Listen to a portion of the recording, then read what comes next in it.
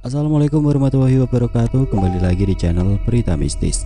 Untuk kisah kali ini masih melanjutkan dari kisah yang sebelumnya, sebuah kisah yang diambil dari Kaskus, dari tulisannya Metamorfosis. Sebuah kisah yang berjudul Bisikan Pelepas Jiwa. Dan sebelum kita lanjut ke ceritanya, tekan dulu tombol like video ini dan jangan lupa tekan juga tombol subscribe channel ini dan nyalakan juga lonceng notifikasinya agar tidak ketinggalan cerita-cerita lainnya dari channel ini. Dan buat teman-teman yang pengen membaca langsung ceritanya, nanti silakan saja kunjungi linknya yang nanti akan saya sertakan di kolom deskripsi. Dan seperti apa untuk lanjutan dari kisah ini? Langsung saja kita masuk ke ceritanya.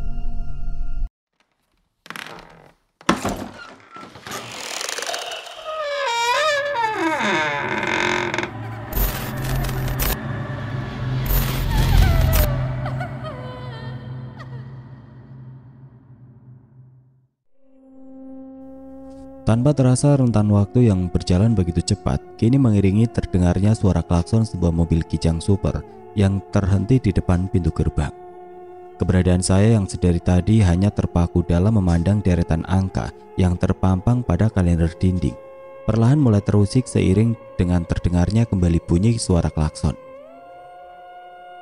"Dar, buka pintunya tuh, Papa udah pulang!" Teriak Nenden yang sepertinya tengah asik menikmati siaran televisi bersama dengan Angga dan Imas. Mendapati permintaan Nenden tersebut, saya pun segera bergegas keluar dari dalam rumah guna membuka pintu gerbang. "Bagaimana kabarnya nenek, mah? Siapa yang sekarang menjaga nenek di rumah?" Serentetan pertanyaan yang terucap dari mulut saya kini menyambut keberadaan mama yang telah keluar dari dalam mobil.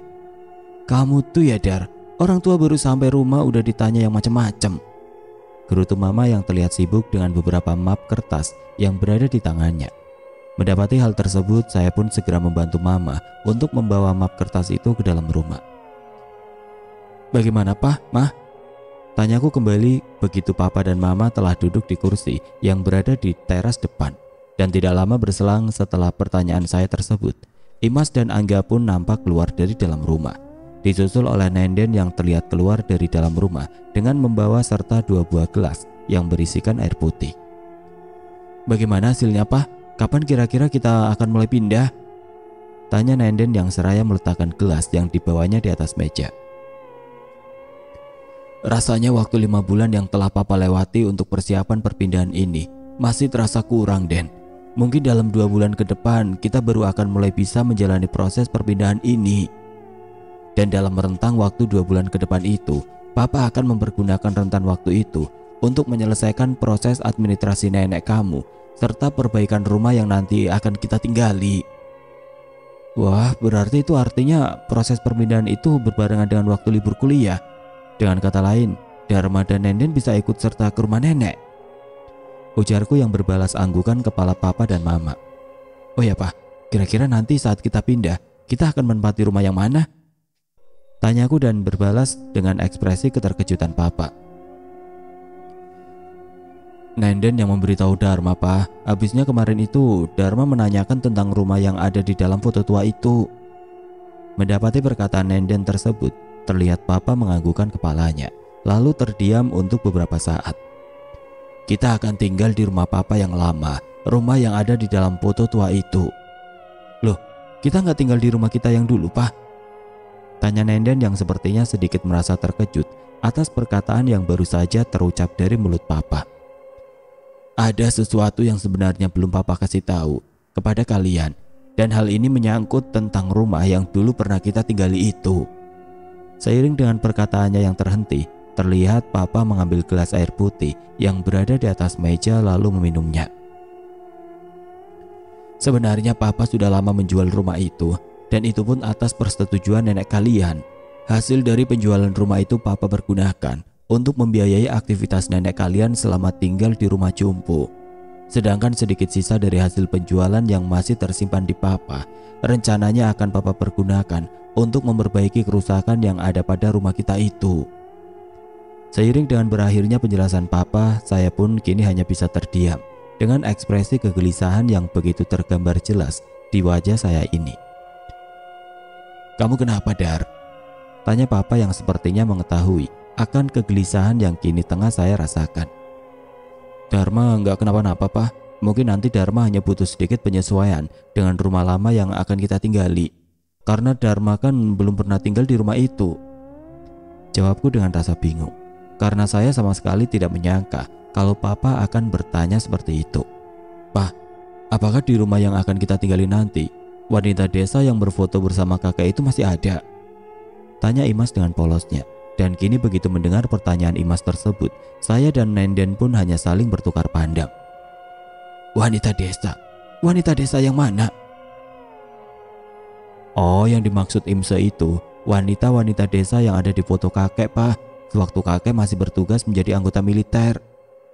Ujarku mencoba memotong perkataan yang mungkin akan terucap dari mulut Imas. Wah, kalau Imas bertanya tentang wanita-wanita desa itu, ya Papa nggak tahu mereka itu masih ada atau enggak, atau lebih tepatnya masih hidup atau sudah meninggal. Tapi Papa yakin sebagian besar yang ada di foto kakek kalian itu sudah meninggal. Andaikan masih hidup, mungkin kondisinya sekarang ini sudah hampir sama persis dengan nenek kalian. Ah, Teh Imas sih ada-ada saja, orang udah meninggal ditanyain. Canda Angga dan berbalas dengan gelak tawa kami. Dan sepertinya gelak tawa keceriaan yang terlontar dari mulut kami ini kini menjadi sebuah mantra pengantar yang mengantarkan kami untuk melalui bulan demi bulan menuju ke waktu perpindahan. Juni 1994. Mang Kohar, tolong dimasukin kedua kardus itu ke dalam mobil. Sebuah kalimat permintaan yang terucap dari mulut Papa kini mengantarkan pergerakan Mang Kohar yang memasukkan 2 buah kardus terakhir ke dalam mobil. Untuk sesaat lamanya terlihat Papa kembali mengecek keberadaan dari barang-barang yang mungkin luput dari perkiraan Papa untuk membawanya. Hingga akhirnya setelah kini Papa dapat memastikan kalau barang-barang yang akan dibawanya telah berada di dalam mobil. Ekspresi wajah yang diperlihatkan Papa terlihat begitu ceria. Untung saja dari kemarin itu kita sudah lebih dahulu mencicil membawa barang-barang yang akan kita dibawa. Kalau enggak, mungkin kamu dan Nenden gak akan bisa turut serta dalam mobil ini, ucap Papa seraya menepuk-nepuk bahu saya. Oh ya Pak, apakah baju Dharma dan Teh Nenden sudah ada di dalam mobil? Kamu gimana sih Dar? Bukannya baju kamu dan Nenden itu telah dibawa oleh Mang Kohar kemarin? Mungkin saat ini baju-baju kalian itu telah dibereskan oleh Bi Ida di lemari kalian masing-masing, ujar Papa seraya beranjak pergi memasuki mobil. Mendapati hal tersebut, saya pun kini segera mengecek keadaan pintu rumah yang mungkin saja belum terkunci. Hingga akhirnya, setelah saya dapat memastikan bahwa semua pintu rumah telah terkunci, saya pun segera menyusul keberadaan dari keluarga saya yang telah terlebih dahulu menaiki mobil. 11 bulan, ya, itulah hitungan waktu yang telah keluarga saya lewatkan guna mematangkan rencana perpindahan yang kini kami lakukan ini. Dan di antara rentan waktu tersebut, beberapa keputusan yang sebenarnya sangatlah tidak saya duga kini telah diputuskan oleh Papa dan Mama. Dan salah satu di antara beberapa keputusan yang telah diambil oleh Papa dan Mama tersebut antara lain adalah Papa dan Mama memutuskan untuk turut serta mengajak Mang Kohar dan Bi Ida dalam proses perpindahan ini. Sepertinya bakal ada yang akan kangen anak istri nih, candaku yang tertunjuk kepada Mang Kohar. Mendapati candaan saya tersebut, terlihat Mang Kohar tertawa kecil di antara senyuman anggota keluarga saya yang lain. Ah, Kang Dharma bisa saja, itu udah resiko pekerjaan Mamang Kang. Kalau hanya mau duduk manis dengan anak istri di rumah, keluarga Mamang akan dikasih makan apa? Ujar Mang Kohar dengan bijaknya. Memangnya anak dan istri Mamang itu setuju kalau Mang Kohar tinggal berjauhan seperti ini? Selama tujuannya untuk mencari nafkah, ya anak istri Mamang pasti setuju, jawab Mang Kohar di antara pergerakan tangannya yang terlihat sangat cekatan dalam mengendarai mobil. Tepat pukul 3 sore hari kami pun akhirnya tiba di kampung C. Hal ini berarti menunjukkan bahwa kami telah menghabiskan waktu sekitar 4 jam perjalanan guna mencapai kampung ini. Sepertinya Angga bakalan betah tinggal di sini, Pak, ucap Angga begitu melihat beberapa anak kecil yang tengah bermain-main di sungai. Mendapati perkataan Angga tersebut, terlihat Mama mengusap-ngusapkan telapak tangannya di kepala Angga. Kamu akan lebih sehat jika tinggal di sini, enggak? Kamu bisa bermain bola, memetik buah dan juga main di sungai seperti anak-anak itu, ucap Mama berbalas dengan anggukan kepala Imas dan Angga. Apa rumah kita itu masih jauh, Pak? Tanya Nenden yang sepertinya mulai merasa bosan dengan perjalanan ini. Nggak beberapa jauh lagi, Den. Nanti juga kamu akan tahu sendiri. Jawab papa di antara pandangan matanya yang mengamati keadaan sekitar. Hingga akhirnya setelah beberapa saat setelah perkataan papa tersebut, mobil yang tengah kami naiki ini pun nampak mulai menuju ke sebuah pertigaan jalan. Dan tepat di pertigaan jalan tersebut, saya melihat adanya sebuah bangunan rumah tua besar bergaya Eropa yang berdiri dengan megahnya. Apakah itu rumah kita, Pak? Tanya Nenden kembali dengan tatapan memandang ke arah bangunan rumah. Iya, Den. Kenapa? Benar-benar terlihat klasik banget, Pak. Sangat nggak berbeda jauh dengan apa yang ada di foto. Perbedaannya hanya warna cat dindingnya aja yang sepertinya rumah ini telah Papa cat ulang.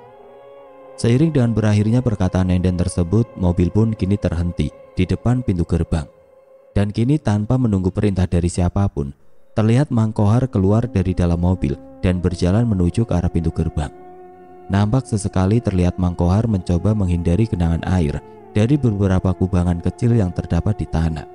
Untuk sekedar gambaran, keberadaan jalan kampung yang menjadi akses bagi aktivitas warga sehari-hari adalah sebuah jalan yang beraspalkan tanah dan mempunyai lebar yang cukup bagi dua mobil untuk berjalan secara beriringan. Ada apa, Mang? Teriak bapak begitu melihat Mang Kohar yang agak kesulitan untuk membuka pintu pagar. Dan tidak berselang lama setelah bapak meneriakkan pertanyaannya itu, nampak Mang Kohar telah berhasil membuka pintu pagar, lalu kembali berjalan menuju ke arah mobil. Sepertinya rel pintu gerbang itu sudah agak berkarat, Pak. Jadi agak susah untuk dibukanya. Biar besok saya akan memeriksanya, ucap Mang Kohar begitu menaiki mobil. Dan kini dengan sangat perlahan, Mang Kohar pun mulai membawa mobil memasuki halaman rumah. Luas dan rindang, itulah sebuah kesan yang pertama kali saya rasakan begitu mobil kini mulai memasuki halaman rumah. Keberadaan dari rumput hijau serta beberapa pohon kecil dan besar yang menghiasi halaman rumah seperti memperlihatkan keberadaan dari rumah tua yang tertata rapi dan terawat. Nampaknya bapak memang telah benar-benar mempersiapkan rumah ini sedemikian rupa sehingga kami tidak mempunyai adanya kesan rumah tua yang kuno dan kotor. Alhamdulillah, akhirnya kita sampai juga, ucap papa begitu keluar dari dalam mobil. Dan kini baru saja beberapa saat papa mengucapkan perkataannya itu, nampak terlihat keberadaan Bi Ida yang telah membuka pintu rumah dan berjalan ke arah kami. Aduh maaf Bu, Pak. Tadi saya harus merapikan Mami dulu karena setelah makan tadi pakaian Mami kotor karena makanan. Iya, nggak kenapa-napa, Bi. Saya mengerti kok, ujar Mama dengan senyuman yang ramah.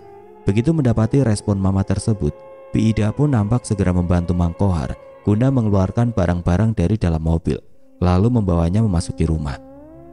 Lama kami terdiam dalam keterpukauan atas pemandangan yang tersaji di halaman rumah. Rasa sejuk yang saya rasakan di antara hembusan angin yang menggoyangkan dedaunan kini seperti membuai saya untuk berlama-lama dalam memanjakan diri di halaman rumah. Hingga akhirnya seiring dengan terdengarnya suara papa yang meminta agar kami memasuki rumah, saya pun segera tersadar dan memutuskan diri untuk mengikuti permintaan papa tersebut. Ayo masuk. Memangnya kalian ini nggak kangen nenek kalian apa? Kangen lah, Pak, ujarku dan Nenden hampir bersamaan. Mendapati bahwa kini papa telah berjalan memasuki rumah, terlihat Mama dan Angga mengikuti langkah papa yang telah terlebih dahulu memasuki rumah. Imse, gumamku begitu hendak mengikuti langkah kaki Nenden yang sudah melangkah menuju ke arah pintu rumah. Dan kini begitu mendengar gumaman saya tersebut, Nenden terlihat menghentikan langkahnya. Pandangan matanya kini terlihat menatap ke arah Imas yang tengah berdiri terpukau dengan pandangan menatap ke sebuah sudut halaman rumah. Dar, Imse kenapa? Gue gak tahu teh. Seiring dengan jawaban yang terlontar dari mulut saya tersebut, saya segera berjalan menghampiri Imas guna mengetahui akan apa yang kini tengah menjadi objek dari penglihatan Imas. Kamu sedang lihat apa, Mas? Tanyaku di antara ketidakpedulian Imas atas kehadiran saya yang telah berdiri di sisinya. Mendapati bahwa kini Imas sama sekali tidak memperdulikan pertanyaan saya itu, saya segera mengarahkan pandangan ke arah sudut halaman yang menjadi pusat dari keterpukauan Imas saat ini.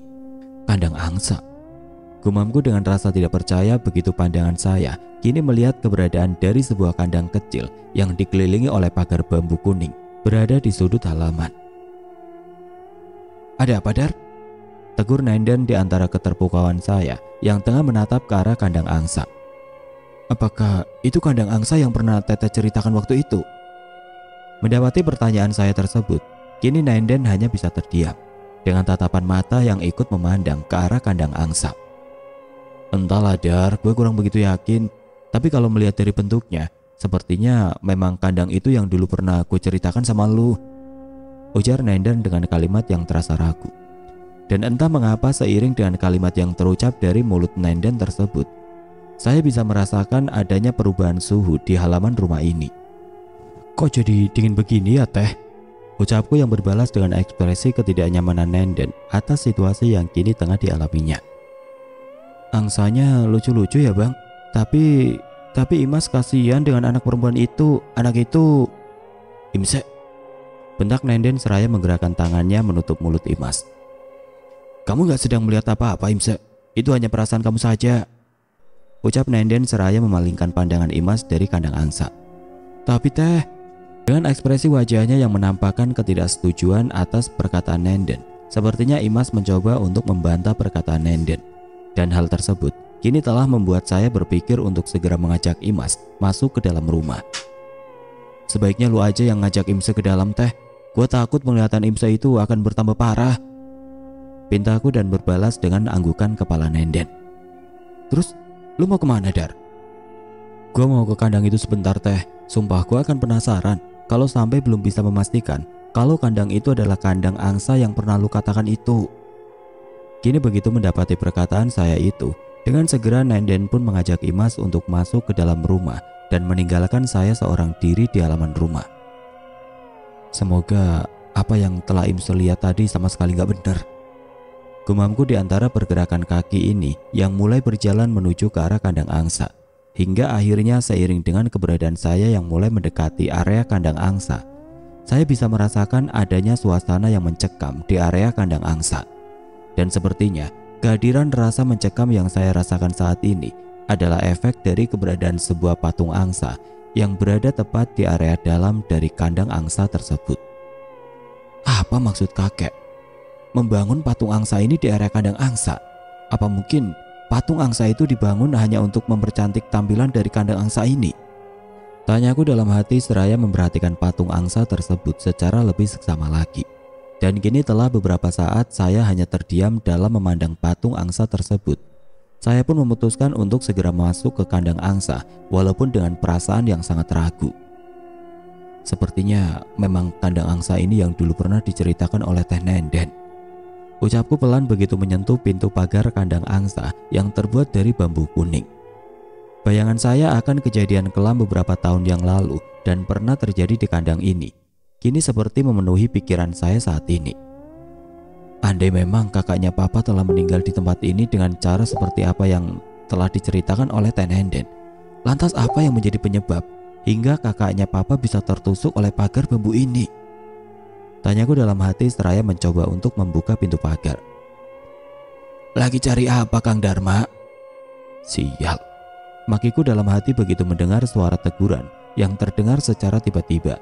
Dan kini di antara rasa keterkejutan yang tengah saya rasakan, saya segera mengarahkan pandangan mata ini ke arah sumber teguran. Nampak terlihat keberadaan Mang Kohar yang tengah berdiri dengan memasang ekspresi wajah bingung. Ampun deh Mang, ngagetin aja sih, ujarku dengan perasaan dongkol. Maaf Kang, habisnya Mamang khawatir melihat Kang Dharma seperti orang ketakutan gitu. Memangnya Kang Dharma sedang cari apa sih? Tanya Mang Kohar dan berbalas dengan kebingungan saya untuk menjawab pertanyaan Mang Kohar. Karena sangatlah tidak mungkin bagi saya untuk berkata jujur atas peristiwa yang telah terjadi di kandang angsa ini. Saya hanya lagi lihat-lihat saja Mang. Kebetulan saya sangat tertarik dengan keunikan kandang angsa ini. Iya, kandang angsa ini memang unik Kang. Mamang juga baru menemui kandang angsa yang sebagus ini, ujar Mang Kohar di antara tatapan matanya yang menatap ke arah patung angsa. Kalau di tempat Mamang sih Kang, angsa atau yang biasa disebut oleh masyarakat kita soang adalah hewan yang banyak fungsi dan kegunaannya. Banyak fungsi dan kegunaannya? Tanyaku karena merasa bingung dengan maksud dari perkataan Mang Kohar.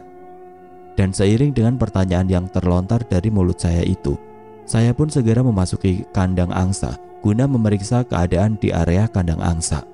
Iya Kang, banyak fungsi dan kegunaannya. Selain dagingnya enak untuk dimakan, menurut orang dulu, suara angsa juga berfungsi sebagai alarm jika melihat adanya keberadaan maling dan makhluk gaib. Bahkan bisa dikatakan, makhluk gaib sangatlah tidak menyukai suara angsa. Seiring dengan berakhirnya perkataan Mangkohar tersebut, saya pun kini hanya bisa tertawa kecil, seraya mengakhiri pencarian saya atas upaya mencari tahu akan sumber penyebab dari kejadian yang menimpa kakaknya Papa. Ah, Mangkohar bisa saja. Kalau daging angsa enak untuk dimakan dan suaranya bisa menjadi alarm jika melihat orang, ya saya percaya. Tapi kalau soal angsa bisa melihat makhluk gaib dan suaranya nggak disukai oleh makhluk gaib, nah itu saya kurang percaya, Mang. Karena apa mungkin suara angsa itu merupakan lantunan ayat suci yang diucapkan oleh angsa? Candaku yang berbalas dengan senyuman Mangkohar. Ya Mamang juga kurang begitu mengerti sih Kang. Tapi Mamang percaya kalau di dunia ini banyak hal yang enggak masuk akal. Tapi hal yang enggak masuk akal itu sangat terbukti untuk mengatasi kejadian-kejadian yang berhubungan dengan hal-hal yang gaib. Us, Mangkohar, gak boleh berpikir seperti itu. Itu namanya syirik, Mang. Saya walaupun gak taat dalam menjalankan perintah agama, tapi saya menghindari pemikiran yang seperti itu, Mang. Ucapku dan berbalas dengan senyuman Mangkohar. Melihat hal tersebut, saya pun memutuskan untuk berlalu pergi meninggalkan Mangkohar. Kamu habis ngapain aja sih, Dar? Bukannya melihat kondisi nenek kamu, ini malahan asik main di halaman. Tegur Mama begitu melihat keberadaan saya di dalam rumah. Iya, maaf Mah. Oh ya, nenek di mana Mah? Ada di kamar bersama saudara-saudara kamu yang lain. Jawab bapak mewakili jawaban yang belum terucap dari mulut Mama. Dan kini baru saja saya hendak menanyakan keberadaan kamar nenek. Terlihat bapak menunjukkan jari tangannya ke arah sebuah kamar. Mendapati hal tersebut, saya segera melangkah ke arah kamar dan memasukinya. Kini nampak terlihat keberadaan dari Nenden, Imas, dan Angga yang tengah memperhatikan Bi Ida meminumkan obat kepada nenek. Wih, seperti nonton layar tancap aja. Candaku seraya berjalan menghampiri nenek yang tengah terbaring di ranjang. Nek, apa kabar? Saya Dharma. Pasti nenek sudah nggak ngenalin Dharma, karena saat nenek melihat Dharma, saat itu Dharma masih kecil. Ucapku di antara pergerakan saya yang mencium tangan nenek. Untuk sesaat lamanya nenek hanya terpaku menatap saya, hingga akhirnya setelah keterpakuannya tersebut, ekspresi wajah nenek terlihat menegang, dengan kedua bola matanya yang terlihat membesar. Nenek, kenapa Bi? Bicara apa? Tanyaku dengan rasa terkejut atas sikap nenek tersebut.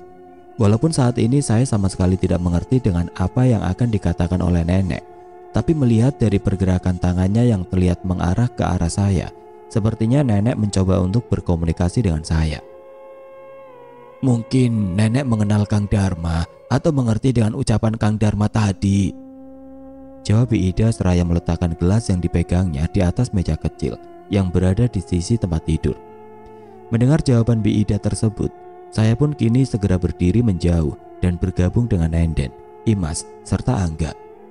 Sepertinya nenek udah gak bisa bicara lagi ya Teh. Ya iyalah Dar, usia nenek itu udah tua.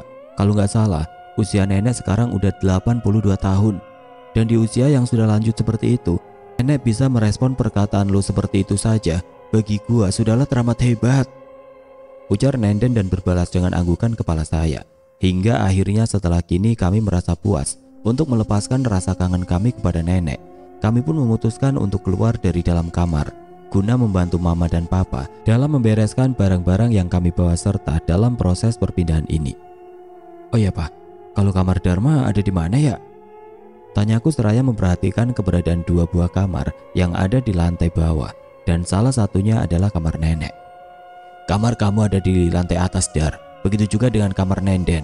Berhubung rumah ini hanya mempunyai 4 kamar yang berukuran besar dan 1 kamar yang berukuran kecil, Papa memutuskan kamar yang berukuran kecil itu sebagai kamar Bi Ida. Sedangkan untuk 2 kamar yang besar itu, Papa peruntukan untuk kamu dan Angga, serta Nenden dan Imas.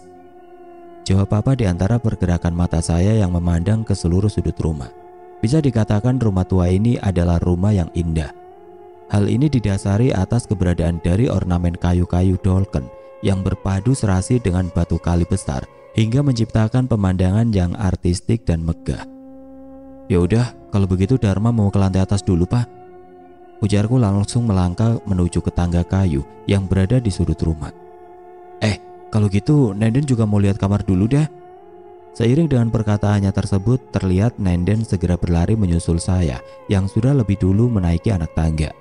Dan kini seiring dengan tibanya saya di lantai atas, nampak terlihat keberadaan dari 3 kamar yang tadi telah disebutkan oleh Papa. Untuk sekedar gambaran, keberadaan dari 2 kamar besar ini berada berdampingan dengan 1 kamar berukuran kecil. Nampak berbeda di sisi yang lain dan terpisah oleh lubang yang memungkinkan kami untuk memandang ke lantai bawah. Sepertinya itu kamar mandi, ucapku seraya menunjuk ke sebuah pintu yang berada di antara 2 sisi yang saling berhadapan ini. Sepertinya iya, Dar, dan tempat itu sepertinya akan menjadi tempat bersantai kita dalam membaca-baca buku. Seiring dengan perkataannya tersebut, terlihat Nenden menunjuk ke arah ruangan yang berada di samping kamar Bi Ida. Sebuah ruangan yang dihiasi oleh sebuah rak kayu besar dan kursi kayu berbentuk huruf U. Mudah-mudahan dalam waktu sebulan yang kita punya ini, kita bisa beradaptasi dengan rumah ini, Teh. Ya semoga aja, Dar. Lagi pula gue juga udah gak sabar untuk menyelesaikan perkuliahan gue itu. Gue gak mau hidup terlalu lama terpisah dengan keluarga ini, ujar Nenden dan berbalas dengan anggukan kepala saya.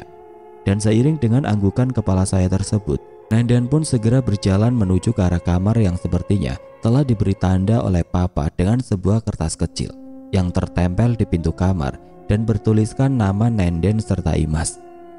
Mendapati kalau kini Nenden telah memasuki kamarnya, saya pun segera memasuki kamar besar yang lain yang berada tidak jauh dari kamar Nenden. Ini benar-benar kamar impian, ucapku dengan penuh kekaguman begitu memandang keadaan di dalam kamar yang memperlihatkan keberadaan dari 2 buah tempat tidur. Sebuah lemari besar dengan kacanya yang besar serta sebuah meja belajar yang semuanya itu berbahan dasar dari kayu. Lampunya juga unik dan kuno, gumamku seraya mencoba untuk menyalakan lampu kamar. Dan kini seiring dengan cahaya lampu yang telah menerangi kamar, keberadaan dari sebuah jendela yang berada di sudut kamar kini telah memancing rasa keingintahuan saya atas pemandangan indah yang mungkin tersaji di luar sana. Dan benar saja, begitu kini pandangan mata saya menatap ke arah luar. Melalui jendela kamar yang terbuka itu, nampak keberadaan dari halaman rumah yang berhiaskan rumput hijau serta pepohonan rindang. Pantas saja, kandang angsa itu dibuat seindah itu. Rupanya kandang angsa itu adalah bagian dari pemandangan indah ini. Gumamku kembali di antara pandangan mata saya yang kini menatap ke arah kandang angsa. Dan sepertinya keberadaan kandang angsa tersebut kini telah diselimuti oleh sinar mentari yang mulai meredupkan cahayanya. Bagus ya, Dar, pemandangannya, tegur Nenden dengan tiba-tiba. Ya Tuhan, Teh, bisa nggak kalau hari ini lu nggak ngagetin gua? Gerutuku dan berbalas dengan tawa kecil Nenden. Ah, lu aja, Dar, yang mungkin udah tua jadi gampang kaget-kagetan, canda Nenden seraya ikut mengarahkan pandangannya ke halaman rumah. Gue masih penasaran, Teh, dengan kematian kakaknya Papa itu. Penasaran? Iya, Teh. Gue penasaran akan penyebab dari meninggalnya kakaknya Papa di kandang angsa itu. Sebenarnya sih, pada awalnya gue gak terlalu peduli dengan peristiwa meninggalnya kakaknya Papa di kandang angsa itu. Tapi begitu waktu itu gue melihat adanya keberadaan bayangan hitam di foto tua yang gue lihat saat itu, gue jadi berpikir dan menduga kalau bayangan hitam itu adalah bentuk penampakan dari kakaknya Papa yang telah meninggal itu. Karena bukanlah hal yang tidak mungkin kalau kakaknya Papa itu akan menjadi sebuah sosok gaib yang penasaran akibat dari proses meninggalnya yang tidak wajar. Jawabku yang berbalas dengan keterdiaman Nenden. Terlihat Nenden menghela nafas panjangnya di antara tatapan matanya yang menerawang ke arah halaman rumah. Selain itu, apa lu gak curiga, Teh, dengan keputusan kakek yang memutuskan untuk pindah setelah kejadian meninggalnya kakaknya Papa itu? Gue gak curiga dan gak akan mau curiga, Dar, jawab Nenden dengan kalimatnya yang tegas. Loh, kok sikap lu begitu, Teh? Sikap gue begitu. Memangnya apa ada untungnya buat lu dengan mencurigai kematian kakaknya Papa itu? Sama sekali gak ada untungnya, Dar. Yang ada, lu hanya akan semakin merasa bahwa rumah kita ini penuh dengan misteri. Untuk sejenak terlihat Nenden menghentikan perkataannya. Ekspresi wajahnya yang terlihat kesal seperti berusaha menunjukkan kalau Nenden sangatlah tidak menyukai akan perkataan saya yang mengatakan bahwa peristiwa kematian kakaknya papa adalah suatu peristiwa yang mungkin disebabkan oleh sesuatu. Lantas kalau memang lu curiga dengan peristiwa kematian kakaknya papa itu, siapa yang hendak lu curigai? Lu mau curiga papa, kakek, atau nek? Bukan begitu maksud gua teh. Gua sama sekali nggak mencurigai mereka. Gua hanya... Udahlah Dar, lebih baik kita berpikir lurus-lurus saja. Nggak ada yang harus dicurigai dari peristiwa kematian kakaknya papa itu. Semua yang terjadi itu sudah merupakan kehendak Tuhan. Lebih baik sekarang ini kita lebih fokus dalam memperhatikan nenek dan juga memperhatikan Imse. Karena menurut gua saat ini Imse sedang dalam kondisi mental yang kurang bagus. Iya teh, gua akan coba untuk nggak memikirkan hal itu lagi. Oh ya teh, mengenai Imse yang tadi seperti melihat sesuatu. Tuh kan, lu mulai lagi. Tegur Nenden memotong perkataan saya. Iya teh, maaf. Ya udah, lebih baik sekarang kita membantu mama dan papa dulu, karena sepertinya hari mulai beranjak gelap. Susul Nenden dan berbalas dengan persetujuanku. Suara dentang bandul jam yang memecah kesunyian nampak mengiringi dari pergerakan jarum jam yang telah menunjukkan pukul 7 malam. Keberadaan saya, Nenden, Angga dan Imas yang kini tengah berada di dalam kamar perlahan mulai terusik dengan terdengarnya suara mama yang memberitahukan bahwa makan malam telah tersedia. Dan kini begitu mendapati pemberitahuan tersebut, kami pun segera bergegas menuju ke lantai bawah guna melaksanakan makan malam. Pasti kalian udah pada lelah ya? Tanya mama di antara pergerakan Bi Ida yang telah selesai menyajikan sajian makan malam di atas meja. Enggak kok mah, tadi kami sedang berbincang-bincang aja di kamar, jawab Nenden seraya menyendok nasi dan meletakkannya ke dalam piring makan. Bi Ida, Mang Kohar jangan lupa untuk disuruh makan malam juga ya. Udah kau Bu, tadi saya sudah mengantarkannya ke kamar Mang Kohar. Selepas perkataannya tersebut, Bi Ida pun terlihat berjalan menuju ke dapur. Mang Kohar itu berani juga ya Pak, tidur di kamar gudang itu sendirian, ujar Angga sambil menyuapkan nasi ke dalam mulutnya. Berani laga, memangnya apa yang harus ditakutkan? Papa juga waktu muda dulu suka kok tidur di kamar gudang itu. Oh ya, bagaimana menurut kalian dengan rumah ini? Bagus kok Pak, semua ini di luar perkiraan Nenden yang membayangkan rumah tua dan enggak terawat, jawab Nenden yang berbalas dengan senyuman papa dan mama. Kamu itu Den, makanya jangan suka mengambil kesimpulan dulu sebelum melihat, selora ibu dengan pandangan menatap Imas. Imas, kamu kenapa? Kok mama perhatikan dari tadi kamu diam aja? Badan Imas agak kurang enak mah, rasanya dingin. Begitu mendapati perkataan Imas tersebut, terlihatlah mama bangkit dari duduknya dan berjalan menghampiri Imas. Badan kamu gak panas kok, sepertinya kamu hanya kelelahan saja. Ya udah, malam ini kamu tidur sama mama dan papa aja, ujar mama di antara pergerakan tangannya yang memegang kening Imas. Mendapati perkataan mama tersebut, saya dan Nenden pun hanya saling bertukar pandang dalam benak bertanya atas apa yang telah terjadi pada diri Imas. Ada satu hal yang ingin papa beritahu kepada kalian, terutama kepada kamu dan Nenden. Seiring dengan perkataannya tersebut, pandangan papa terlihat mengarah ke wajah saya. Papa mau memberitahu apa? Sepertinya serius banget, ucapku dan berbalas dengan keterdiaman papa. Keberadaan papa yang kini telah menyelesaikan makan malamnya nampak menyisakan sebuah cangklong rokok di antara kedua belah bibirnya. Ini hanya bersifat sementara. Berhubung kalian sedang berada di sini selama 1 bulan, papa berharap kita bisa saling membagi tugas dalam menjaga nenek kalian. Itu pun kalau kalian memang bersedia untuk menjaga nenek. Ya udah pasti bersedia lah Pak, ujar Nenden di antara kepulan asap rokok yang terlihat keluar dari mulut papa. Memang rencana papa itu seperti apa? Tanyaku yang berbalas dengan penjelasan papa akan pembagian tugas dalam menjaga nenek. Dan inti dari penjelasan papa tersebut adalah papa menugaskan mama, Nenden dan Bi Ida untuk menjaga nenek secara bergantian sedari pagi hingga makan malam. Sedangkan dari waktu makan malam hingga tengah malam, tugas tersebut jatuh kepada papa dan sepertinya Papa sangat mengetahui akan kebiasaan saya yang agak sulit untuk tidur di saat malam hari. Hal inilah yang menjadi dasar bagi Papa untuk menugaskan saya menjaga nenek di rentan waktu tengah malam hingga adzan subuh terdengar. Waduh Pak, bagaimana kalau terjadi hal-hal yang sifatnya darurat seperti nenek ingin buang air besar ataupun ingin buang air kecil? Ucapku di antara bayangan akan kejadian tersebut terjadi di saat saya bertugas menjaga nenek. Seharusnya kamu bisa mengatasinya sendiri, Dar. Itu kan nenek kamu. Tapi kalau kamu memang merasa jijik dengan semua itu, kamu bisa membangunkan Bi Ida, Mama, ataupun Papa.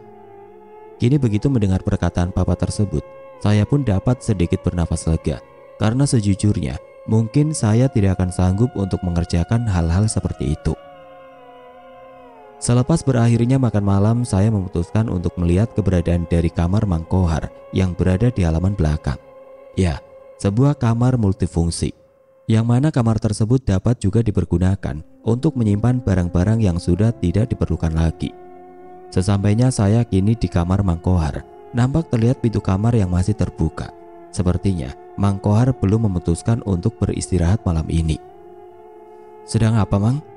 Tanyaku secara tiba-tiba dan berbalas dengan keterkejutan Mang Kohar. Kini begitu mendapati keberadaan saya yang tengah berdiri di depan pintu kamar, Mang Kohar pun meminta saya untuk masuk ke dalam kamarnya. Biasalah Kang, kalau udah berumur ya seperti ini, jadi gak kuat sama yang namanya dingin, jawab Mang Kohar dengan mengembangkan senyumnya. Dan kini seiring dengan pergerakan tangan Mang Kohar yang membalurkan minyak hangat di bagian kakinya, saya bisa mencium aroma dari wangi minyak hangat tersebut. Mang, ujarku dengan rasa ragu seraya mengambil posisi duduk di sisi Mang Kohar yang tengah terduduk di lantai. Ada apa, Kang? Apa Mamang percaya kalau orang yang meninggal dalam keadaan gak wajar, maka orang yang meninggal tersebut akan menjadi hantu penasaran? Tanyaku dan berbalas dengan ekspresi kebingungan di wajah Mang Kohar. Loh, kok tumben Kang Dharma bertanya seperti itu? Memangnya ada apa, Kang? Selepas dari perkataan yang terucap dari mulut Mang Kohar, saya bisa merasakan adanya aroma kecurigaan dari Mang Kohar atas pertanyaan saya yang terkesan janggal itu. Nggak ada apa-apa kok, Mang. Kebetulan tadi itu saya baru saja menonton film horor yang mengisahkan kejadian seperti itu. Jujur saja, kalau Mamang sih percaya, Kang. Karena dulu pernah juga ada kejadian seperti itu di kampung Mamang. Ceritanya, dulu itu pernah terjadi sebuah peristiwa perampokan terhadap sebuah keluarga di kampung Mamang. Dan akibat peristiwa perampokan itu, seluruh anggota keluarga menjadi korban pembunuhan dari perampok sadis itu. Hingga akhirnya, selepas dari kejadian pembunuhan itu, di rumah yang menjadi tempat dari lokasi pembunuhan, sering sekali terjadi kejadian-kejadian yang tidak masuk akal. Mulai dari terdengarnya suara jeritan dan tangisan, hingga penampakan sosok-sosok yang dibunuh itu dalam tampilan sosok yang menyeramkan. Intinya, sosok tersebut pernah berusaha menunjukkan akan keadaan dirinya sewaktu mengalami peristiwa pembunuhan itu, terang Mang Kohar dan berbalas dengan keterdiaman saya. Kang Dharma, kenapa kok jadi diam begitu? Jadi dengan kata lain, sebenarnya sosok yang dibunuh itu hendak menunjukkan apa yang pernah dialaminya, atau bisa juga berusaha memberitahukan akan sosok pelaku yang telah melakukan pembunuhan itu. Bisa jadi seperti itu sih, Kang. Tapi kalau menurut orang pintar yang bisa menerawang hal yang berbau gaib seperti itu, sosok penampakan itu bisa saja merupakan sebuah energi negatif yang berusaha menyebarkan teror bagi manusia. Mereka berusaha menanamkan keyakinan kepada kita akan kekuatan mereka, dan hal tersebut dilakukan dengan cara menyerang ruang kosong di dalam pikiran kita hingga menimbulkan perasaan takut, khawatir, dan bahkan yang lebih ekstrim lagi, kita akan bersekutu dengan kekuatan gaib itu. Energi negatif, kalau kita berbicara tentang energi negatif, saya yakin semua penampakan yang terjadi akibat dari peristiwa masa lalu pasti akan menyimpan energi negatif. Entah itu dendam ataupun rasa marah. Intinya mereka yang telah meninggal itu merasa gak terima dengan proses kematian yang mereka alami. Ujarku seraya membayangkan peristiwa kelam yang telah dialami oleh kakaknya Papa. Dan saat ini saya berpikir mungkin saja kakaknya Papa itu tidak menerima akan proses kematian yang dialaminya. Kang, apa Kang Dharma tidak merasakan adanya keanehan pada rumah ini? Sebuah pertanyaan yang terlontar secara tiba-tiba dari mulut Mang Kohar kini dengan serta-merta menimbulkan rasa keterkejutan saya atas pertanyaan yang terkesan bahwa Mang Kohar mengetahui akan apa yang di dalam pikiran saya saat ini. Keanehan? Keanehan seperti apa, Mang? Tadi itu, Kang, selepas Mamang melakukan kegiatan bersih-bersih di halaman depan, Mamang berniat untuk kembali ke kamar guna melaksanakan sholat maghrib. Tapi sewaktu Mamang berjalan melintasi kandang angsa, Mamang seperti melihat adanya bayangan hitam yang terlihat berdiri gak jauh dari lokasi kandang angsa. Untuk sesaat Mamang merasa gak percaya dengan apa yang telah Mamang lihat. Hingga akhirnya Mamang memutuskan untuk menghampiri bayangan hitam tersebut. Dan di saat Mamang telah menghampiri bayangan hitam tersebut, bayangan hitam itu seperti memudar dan terlihat menelusup ke dalam tanah. Sumpah, Kang, saat itu Mamang benar-benar merasa takut. Tapi baru saja Mamang berpikir untuk meninggalkan tempat itu, Mamang merasakan kaki Mamang ini terasa sulit untuk digerakkan. Bisa dikatakan seperti ada sesuatu yang menahan pergerakan kaki Mamang. Dan itu entah apa.